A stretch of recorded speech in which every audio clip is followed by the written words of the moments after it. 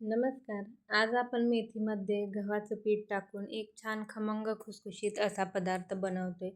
त्यासाठी इथे मेथी छान स्वच्छ निवडून घेतली आहे. मेथीची जास्त काड्या घ्यायच्या नाहीत. कोवळी असतील तर थोड्याफार घेऊ शकता. नंतर मेथी छान स्वच्छ धुवून घेतली आहे. नंतर आपल्याला ही मेथी छान बारीक अशी कट करून घ्यायची आहे. हा पदार्थ तुम्ही चहाच्या वेळेला किंवा नाश्त्यासाठी खाऊ शकता. तर इथे छान मेथी बारीक अशी कट करून घ्यायची आहे. हिवाळ्यात भरपूर प्रमाणात मेथी उपलब्ध असते, त्यामुळे मेथीच्या अशा रेसिपी नक्की ट्राय करा. मी याआधी मेथीच्या भरपूर रेसिपी शेअर केल्या आहेत, त्यासुद्धा तुम्ही चॅनलवर जाऊन पाहू शकता. तर इथे बघू शकता मेथी मी छान कट करून घेतली आहे. एका बाउलमध्ये ही मेथी काढून घ्यायची आहे. नंतर आपल्याला एक छोटंसं वाटण बनवायचं आहे.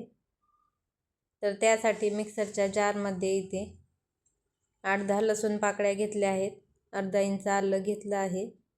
नंतर 1 चमचा जिरे आणि 1 चमचा ओवा घालायचा आहे. तुम्ही हिरवी मिरचीसुद्धा घालू शकता.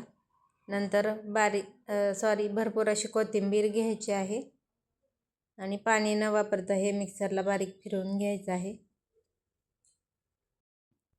नंतर आपण जी मेथी कट केली आहे त्याच्यात चवीपुरतं मीठ घालायचं आहे.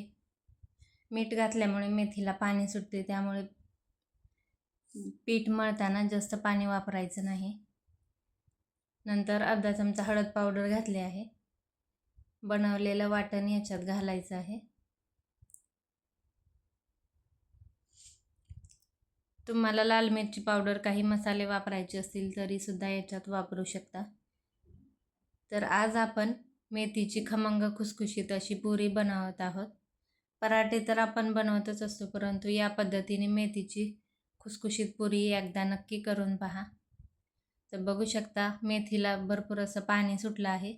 नंतर याच्यात 1 वाटी गव्हाचं पीठ घातलं आहे. नंतर पाव वाटी इथे तांदळाचं पीठ घातलं आहे. तांदळाचं पीठ वापरल्यामुळे पुरी एकदम खायला खुसखुशीत होते. 1 चमचा बेसन पीठ घातलं आहे.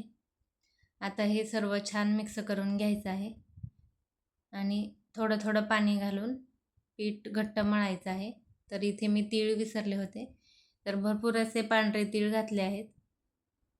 छान मिक्स करून घेतलं आहे. मेथीला पाणी सुटल्यामुळे थोडं थोडं पाणी घालूनच पीठ घट्ट मळायचं आहे. तर मिक्सरच्या भांडं मी विसळून त्याच्यातच पाणी घेतलं आहे आणि थोडंसं पाणी घालून या पद्धतीनं घट्ट असं हे पीठ मळून घेतलं आहे. आता हे पीठ रेस्टला ठेवायची गरज नाही, लगेच याच्या आपण पुऱ्या बनवून घेऊया.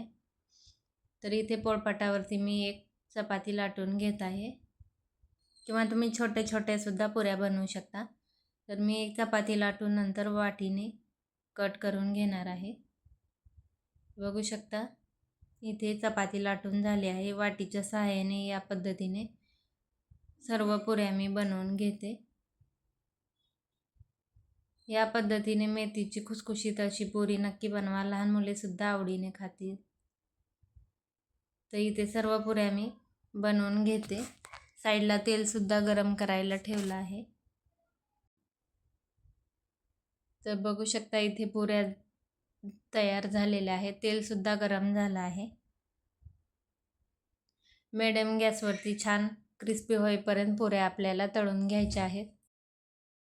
तांदळाचं पीठ घातल्यामुळे एकदम खुसखुशीत अशा ह्या मेथीच्या पुऱ्या बनवून होतात.